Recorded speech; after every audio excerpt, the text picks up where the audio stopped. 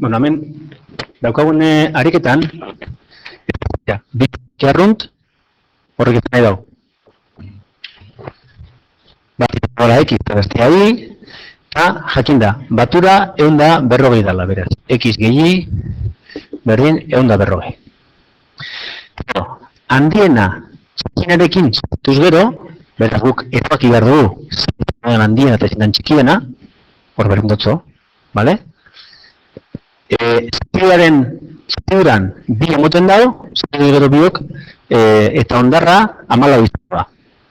Claro, zatiketa baten, imagina, X zati boten dagoen bi, tamen ondarra 14, ba, gogoan oki behar dugu, hemen jartzen den moduan, zatiketetan dagoen formula hau da, X-una berdin, zatiketa bidezatura, hau da, X izango da, zatiketa Y bidezatura bi, gehi ondarra.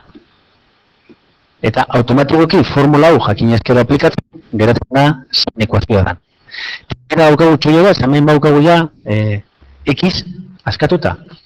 Orduan daukagu alde batetik, X dela bi gehi 14, eta horrezten metoda erabiliko dugu hemen.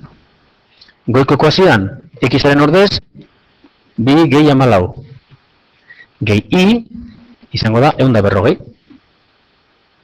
Orain, hiru Y izango da 140 ken 14. Hau da, hiru Y da 126, beraz, Y, hau da, txikinena da 126 zati hiru, hau da, 42. Jakinda Y 42 dela, orain, jotzen dugu X daukagun lekura eta kalkulatzen dugu. X berdin bi bider 42, Y 42 delako gehi 14.